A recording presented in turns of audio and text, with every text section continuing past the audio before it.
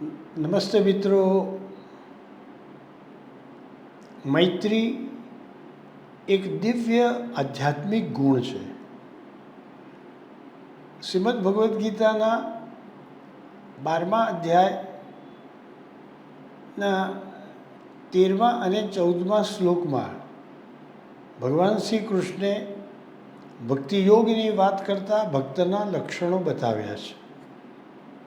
અદ્વેષ્ટા સર્વભૂતાનાં મૈત્ર કરુણ એવ ચ નિર્મમો નિરહંકારઃ સમદુઃખ સુખક્ષમી સંતુષ્ટ સતતમ યોગી યતાત્મા દૃઢ નિશ્ચય મય્યર્પિતમનો બુદ્ધિર્યો મદ્ભક્ત સમે પ્રિય. ભગવાન કહે છે, જે મારો ભક્ત છે એ મને બહુ જ પ્રિય છે. પણ ભક્ત કેવો હોય, ભક્તમાં કેવા લક્ષણો હોય, તો એના લક્ષણોની વાત ભગવાને કરી છે. એમાં આરંભમાં ભગવાન કહે છે, જે જગતમાં કોઈનો દ્વેષ ન કરતો હોય. અદ્વેષ્ટા સર્વભૂતાનાં મૈત્ર, બધાની સાથે મિત્રતાની ભાવના રાખતો હોય, કોઈને પોતાનો શત્રુ સમજતો ન હોય, કરુણાથી ભરેલો હોય, મમત્વથી રહિત હોય, અહંકારથી રહિત હોય, સુખ અને દુઃખને સમાન રીતે ભોગવનારો હોય, સંતોષી હોય, પ્રસન્ન હોય, સતત ભગવાનની સાથે જોડાયેલો રહેતો હોય, જેનો આત્મા દૃઢ નિશ્ચયવાળો હોય, જેણે પોતાની બુદ્ધિ અને મન ભગવાનને સમર્પિત કર્યા હોય. તો આ બધા લક્ષણોમાં ભગવાને મૈત્રીને સૌથી આગળ રાખેલી છે, બીજા સ્થાન ઉપર. કોઈનો દ્વેષ ન કરવો એ મિત્રતા પેદા કરે છે. મિત્રતા એ તો એક દિવ્ય રસાયણ છે. મિત્રતા એ તો કલ્પલતા છે. સ્નેહ અને સમર્પણની સાધના છે. પ્રેમ અને પ્રસન્નતા અને પરિતોષની કલ્પલતા છે.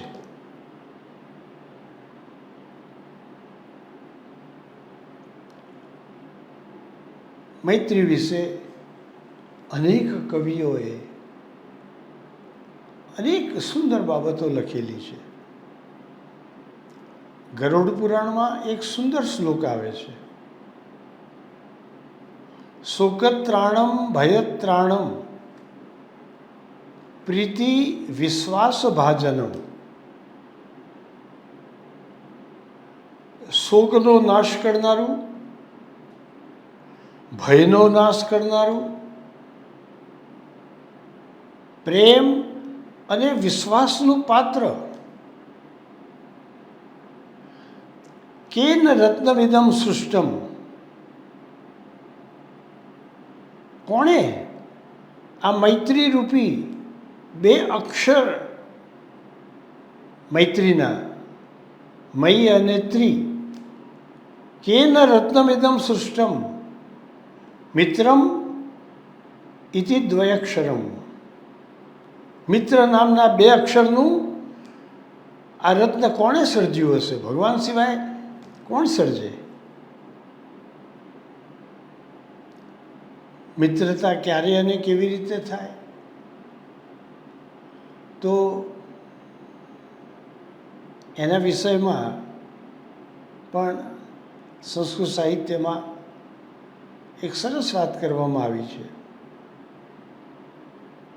સાપ્તપદીનમ સખ્યમ ભવેત પ્રકૃત્યા વિશુદ્ધ ચિત્તાના. જે શુદ્ધ મનવાળા, સ્વભાવથી પ્રકૃતિથી જે શુદ્ધ મન ધરાવનારા છે, એ લોકો એકબીજાની સાથે 7 ડગલા સાથે ચાલે તો પણ, કે પછી એકબીજાની જોડે 7 શબ્દો યુક્ત વાતચીત કરે તો પણ એમની વચ્ચે મિત્રતા થઈ જાય છે.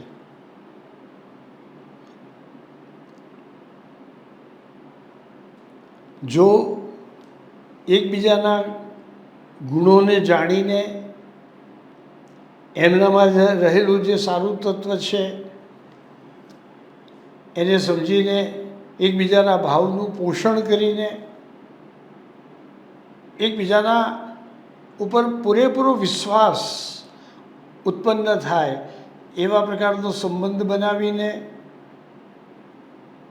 જો મિત્રતા પ્રાપ્ત કરેલી હોય તો પછી તેના વિશે કહેવું જ શું. માત્ર 7 શબ્દો સાથે ઉચ્ચારવાથી કે 7 ડગલા સાથે ચાલવાથી પણ મિત્રતા થઈ જાય છે એવું હરિભટ્ટ નામના જે કવિ છે તેમણે સુભાષિતાવલીના શ્લોકમાં લખેલું છે.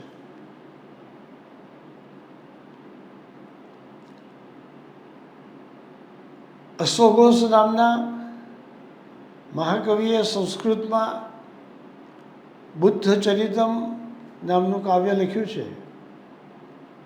અને એમાં એ કહે છે કે મિત્રતાના 3 લક્ષણો છે. પહેલું લક્ષણ અહિતથી અટકાવવું. સાચો મિત્ર એના મિત્રને એ કંઈ અહિત કરતો હોય તો એનાથી અટકાવે છે. માત્ર ત્યાં જ વાત પૂરી થતી નથી, એને હિતમાં પ્રવૃત્ત કરવો, એનું હિત શેમાં છે તે જોઈ અને એમાં એને સાચા જેમાં કલ્યાણ હોય, હિત હોય એવા કાર્યોમાં એને સંલગ્ન કરવો અને વિપત્તિ આવે ત્યારે એનાથી દૂર ન થઈ જતા એની સાથે રહી અને એને મદદ કરવી. આ 3 મિત્રતાના લક્ષણો અશ્વઘોષ કવિએ બુદ્ધચરિતમમાં આપેલા છે. આપણે ત્યાં અંગ્રેજીમાં પણ કહેવત છે, a friend in need is a friend indeed. જે કોઈ વિપત્તિમાં મુકાયેલો હોય, જેને કોઈ જરૂરિયાત હોય, એ સમયે એની વિપત્તિને દૂર કરવા જે સાથે રહે, એની જે જરૂરિયાત છે એને પૂરી કરવા માટે એને મદદરૂપ બને, એ જ સાચો મિત્ર છે. A friend in need is a friend indeed. આ તો સાચા મિત્રની વાત છે. પણ જો સાચો મિત્ર ન હોય અને કેવલ પોતાના સ્વાર્થપરક સંબંધથી જ ઓળખાણ કરી દીધેલી હોય ને મિત્રતાનું ખાલી નામ આપી દીધેલું હોય તો એવો મિત્ર આવા સંજોગો ઊભા થાય ત્યારે પેલી કહેવત જે હમણાં આપણે કહી એવો નથી રહેતો, બદલાઈ જાય છે. A friend in need is a friend indeed ને બદલે a friend in need is a friend to be avoided. કોઈના જીવનમાં મુશ્કેલી આવી ગઈ, એને કોઈ આવશ્યકતા ઊભી થઈ ગઈ તો હવે એની સાથે આપણે ઊભા ના રહેવું, હવે એને આપણે એનાથી દૂર થઈ જવું, આપણે એને ટાળી દેવો, તો એ કંઈ મિત્રતા નથી. મિત્ર તો હંમેશા એના સંકટના સમયે એની સાથે ઊભો રહે છે.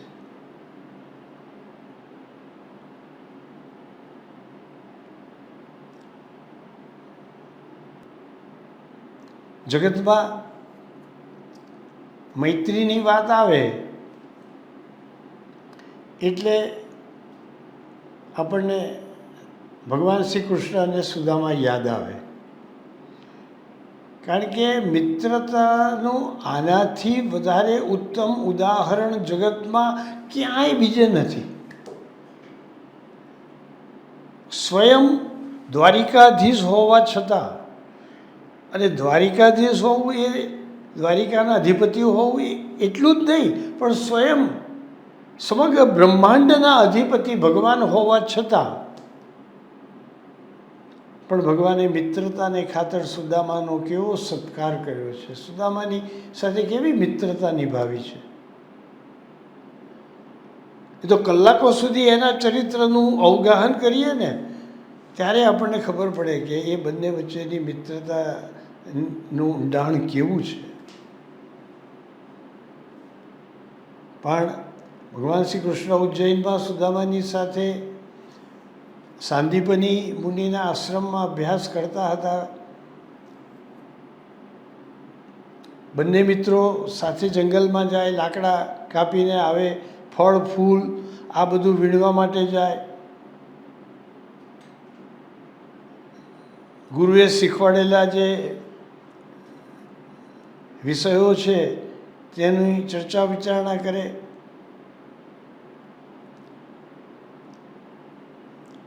પછી તો ભગવાન ખૂબ ઓછા સમયની અંદર આ બધી વિદ્યા ગ્રહણ કરી અને સાંદીપની ઋષિને ગુરુ દક્ષિણા રૂપે એમનો મૃત પુત્ર પાછો સજીવન કરી આપીને પાછા નીકળી ગયા. પછી તો સુદામાને મળવાનું ના થયું. પણ સુદામા કૃષ્ણની મૈત્રીની વાતો કરે. સુદામા સાચા બ્રાહ્મણ હતા, ભગવદ ભક્તિ કરવામાં જ પરાયણ હતા, પૈસો કમાવામાં એમનું બિલકુલ ધ્યાન ન હતું, જે આવી મળે તેમાં સંતોષ રાખનારા હતા. આ બધાને કારણે આર્થિક સ્થિતિ સારી નથી એવું લોકોને લાગે. જરૂરથી વધારે એ પૈસો ન કમાય કે કંઈ બીજું કંઈ પણ ન કરે, સંગ્રહ ન કરે. એને કારણે ઘણીવાર એમની પત્ની એમ થયા કરે આપણા જીવનમાં ઘણો અભાવ છે, આપણે ઘણા ગરીબ છીએ. વારંવાર એમની પત્ની એમને સુદામાને કહે કે તમારા મિત્ર કૃષ્ણ તો કેટલા મહાન છે, કેટલા એ દ્વારિકાના રાજા બનેલા છે અને કેટલા અપાર સુખ વૈભવ સંપત્તિ ને પ્રાપ્ત કરી ચૂકેલા છે. એકવાર તમે એમને મળવા જાઓ. સુદામા કહે છે પણ મારું તો અયાચક વ્રત છે, આ જગતમાં માગ્યા વિના તો કોઈ આપે નહીં અને આપણે એવી જરૂર પડશે છે. ઈશ્વરની ઈચ્છા હશે તો આપણને અહીં પણ આપશે.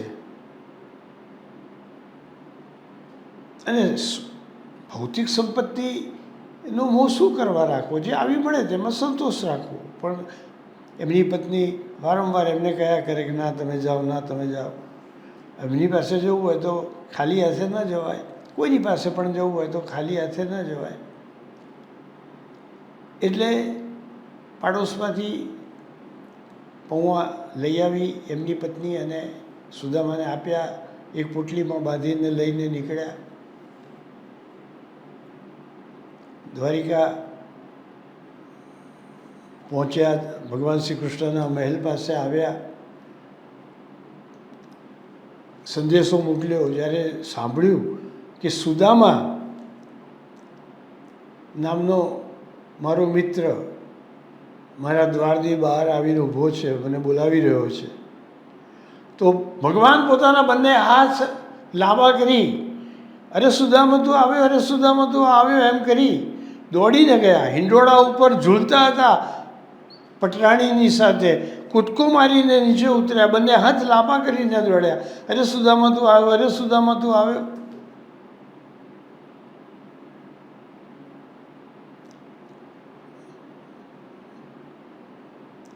સુદામાએ અપેક્ષા રાખી નથી કે કૃષ્ણ આવી રીતે દોડીને મને મળવા આવશે. બંને હાથ લાંબા કરી એને ભેટી પડ્યા.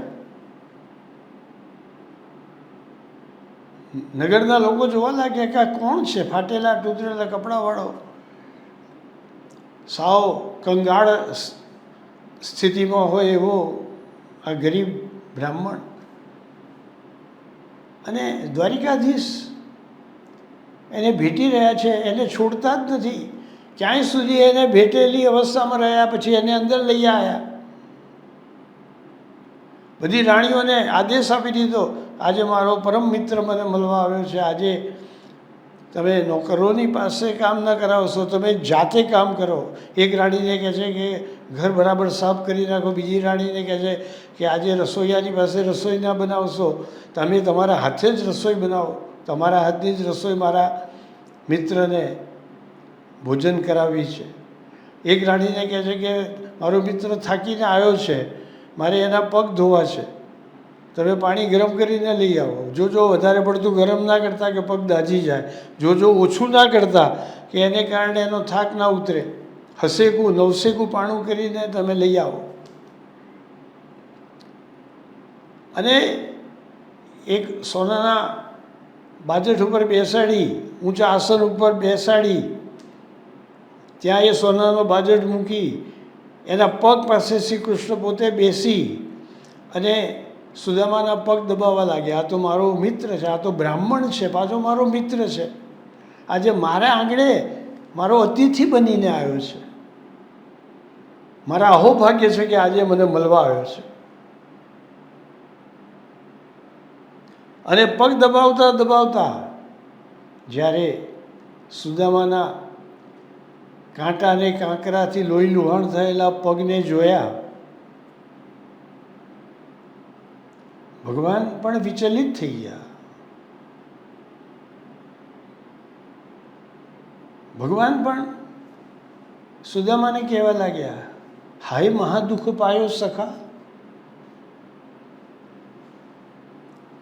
ક્यों ના આયે ઈતે દિન ખોયે, તું કેમ આવ્યો નહીં મારી પાસે, આટલા દિવસ તે કેમ ગુમાવ્યા. અને સુદામા ચરિત નામના કાવ્યમાં કવિ નરોત્તમ દાસ કહે છે કે પેલી રાણી નવસેકું કરેલું જે પાણી હતું એ જારીમાં ભરીને લઈને આવીને એમની પાસે ઊભી છે, કહી રહી છે કે આ પાણી હું નવસેકું કરીને લઈને આવી છું, પણ નથી ભગવાન શ્રી કૃષ્ણ એના હાથમાંથી એ જળની ઝારી લેતા,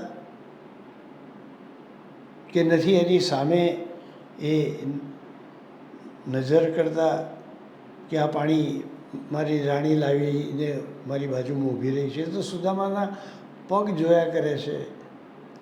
અને પછી કવિ લખે છે નરોત્તમ દાસ, देखी सुदामा की दीन दशा करुणा करके करुणा निधि रोए, पानी परात को हाथ छुयो नहीं, नैनन के जल સો પગ ધોએ. પાણીના પાત્રને ભગવાને હાથ પણ અડકાડ્યો નહીં, આંખમાંથી ભગવાનની આંખમાંથી આંસુ નીકળવા લાગ્યા. ભગવાનની આંખમાંથી નીકળતા આંસુની ધારાથી ભગવાને સુદામાના પગ ધોયા છે. કેવો અદ્ભુત મિત્ર પ્રેમ છે કે સુદામાનું દુઃખ જોઈને ભગવાન રડવા લાગ્યા છે, ચોધાર આંસુ એ રડવા લાગ્યા છે. એના પગ ધોવાઈ જાય એટલા બધા વિપુલ પ્રમાણના આંસુ સારીને રડવા લાગ્યા છે.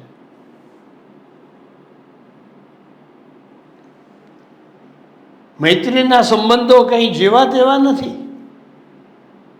કૃષ્ણના આંસુ સર્યા સુદામાના જખમ સુધી. સુદામાના પગમાં પડેલા જખમ એ જોઈને કૃષ્ણ જેવા પરમાત્માના આંખમાંથી પણ આંસુ વહેવા લાગ્યા. પછી એની સાથે ભોજન કરતાં પહેલાં વાર્તાલાપ કરવા બેઠા.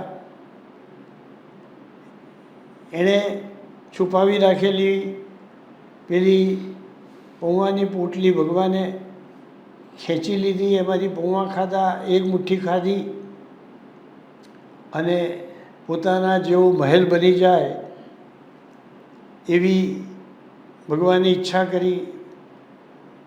દેવોના શિલ્પી વિશ્વકર્માને આજ્ઞા કરી કે સુદામા આવે ત્યાં સુધીમાં તમે એના ઝૂંપડાની જગ્યાએ મારા જેવો જ મહેલ બનાવી દો. બીજી મુઠ્ઠી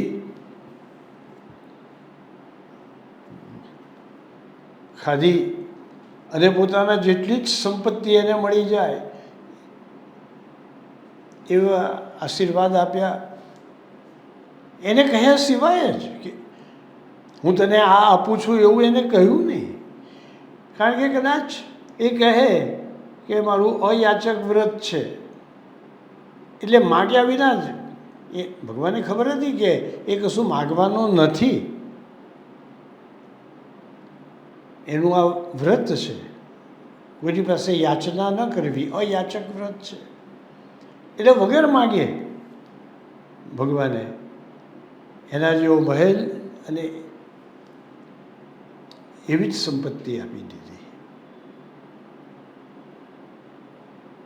રાણીઓને થયું કે ક્યાંક ત્રીજી મુઠ્ઠી ખાશે તો કોણ જાણે એ શું આપી દેશે, એટલે એમને અટકાવે, અમને તો ખાવા દો, અમને તો જોવા દો કેવો સ્વાદ છે.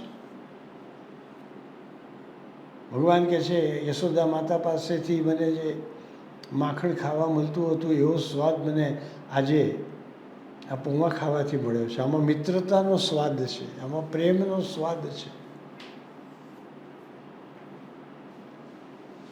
ભગવાન ભાગવતમાં સુદામાનો પ્રસંગ આવે છે ત્યારે બોલ્યા છે કે એક અણુ જેટલી પણ પ્રેમથી આપેલી ભેટ મારા માટે ઘણી બધી છે. ભલે તમે પત્રમ પુષ્પમ ફલમ તોયમ, પણ યો મેં ભક્ત્યા પ્રયત્ન છે. કોઈ પત્ર આપે, કોઈ પુષ્પ આપે, કોઈ ફળ આપે, કોઈ જલ આપે, જેનાથી જે બને તે આપે, પણ પ્રેમથી ભક્તિથી જો મને આપે તો હું એને સ્વીકારી લઉં છું.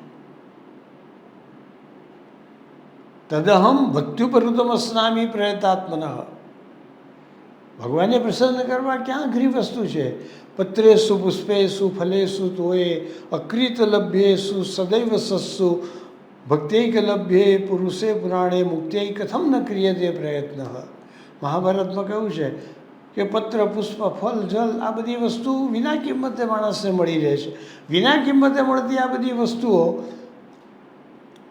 લાવીને ભગવાનને પ્રેમથી ભક્તિથી અર્પણ કરો તો મુક્તિ પ્રાપ્ત કરવામાં ક્યાં વાર લાગે એવી છે. તો આવી અદ્ભુત મિત્રતા ભગવાને સુદામા સાથે નિભાવી. પણ આ પ્રસંગમાં એક બહુ જ મહત્ત્વની બાબત એ છે કે ભગવાને સુદામાને કહ્યું નહીં કે મેં તને આપ્યું છે. સુદામા ત્યાંથી નીકળ્યો ત્યારે સુદામાના મનમાં પણ એવો ભાવ જાગ્યો નહીં કે કૃષ્ણે મને કશું આપ્યું નહીં. નહીં તો કોઈને એમ થાય કે આટલી બધી સંપત્તિ છે, કંઈક મારા પત્નીને પુત્રોને માટે કંઈક આપ્યું હોય, સંતાનોને માટે કંઈક આપ્યું હોત તો. પણ એવો ભાવ જાગ્યો નથી. સુદામાના મનમાં તો કોઈ અભાવ નહીં. સુદામાના મનમાં તો કૃષ્ણે મને કેટલો બધો પ્રેમ આપ્યો, કૃષ્ણે મારો કેટલો બધો સત્કાર કર્યો, કૃષ્ણે મને એમના બંને હાથમાં મને ભેટી લીધો, બંને હાથ લાંબા કરી મને મળવા દોડી આવ્યા, મને બધા લોકોની વચ્ચે એ પ્રેમથી મને આલિંગન આપ્યું, મને ભેટ્યા. આ શું ઓછું છે? આવો પ્રેમ ક્યાં છે? તો પોતાને કૃષ્ણ પાસેથી જે પ્રેમ મળ્યો, આદર મળ્યો, સત્કાર મળ્યો, એના ગુણ ગાતા ગાતા સુદામા પાછા ગયા છે. મને કશું આપ્યું નહીં, મને કશું આપ્યું નહીં એવો અફસોસ કે વસવસો કરતા ગયા નથી. જ્યારે ગયા ત્યારે ખબર પડી કે ઓહો આટલું બધું આપી દીધું છે મને. પોતાની ઝૂંપડીની જગ્યાએ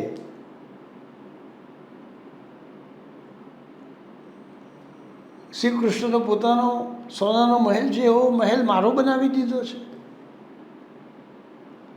ખાલી મહેલ આપ્યો નથી પણ શ્રી કૃષ્ણના મહેલમાં જેવી અખૂટ સંપત્તિ છે એવી અખૂટ સંપત્તિ, ધનના ભંડારો પણ ભરી દીધા છે.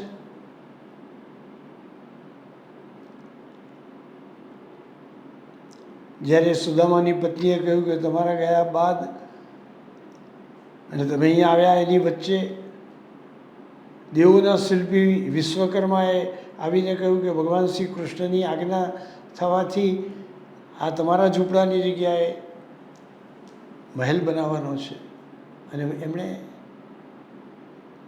થોડાક જ સમયની અંદર એમની દૈવી શક્તિથી ત્યાં મહેલ ખડો કરી દીધો. તો ભગવાન શ્રી કૃષ્ણે જે આ મિત્રતા દાખલો આપ્યો છે, આનાથી વધારે ઉત્કૃષ્ટ મૈત્રીનું ઉદાહરણ બીજું કયું હોઈ શકે? તો મૈત્રી એ એક દૈવી અને આધ્યાત્મિક ગુણ છે અને ભગવાન શ્રી કૃષ્ણ કહે છે એ પ્રમાણે તમે ભગવાનની ભક્તિ કરતા હો એમાં પણ મૈત્રીનો ભાવ તમારે રાખવો પડે છે. એટલે તમારા હૃદયમાં સર્વના માટે તમે મૈત્રી ભાવ રાખશો તો એ મૈત્રી તમારા જીવનને ધન્ય બનાવશે. Friendship is a rainbow between two hearts sharing 7 colours of love. પ્રેમના જે 7 રંગો છે એ 7 રંગોને વહેંચીને જે મેઘધનુષ બને એવા બંને હૃદયની વચ્ચે બનતા મેઘધનુષ જેવો આ મૈત્રીનો ઉત્તમ ભાવ છે.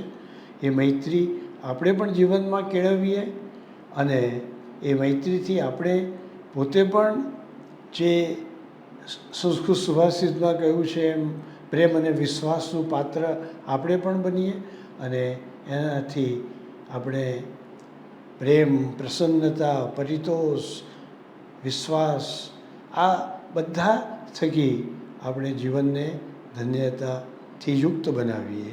તો આ મૈત્રીનો અદ્ભુત મહિમા આપણને શાસ્ત્રોએ બતાવેલો છે.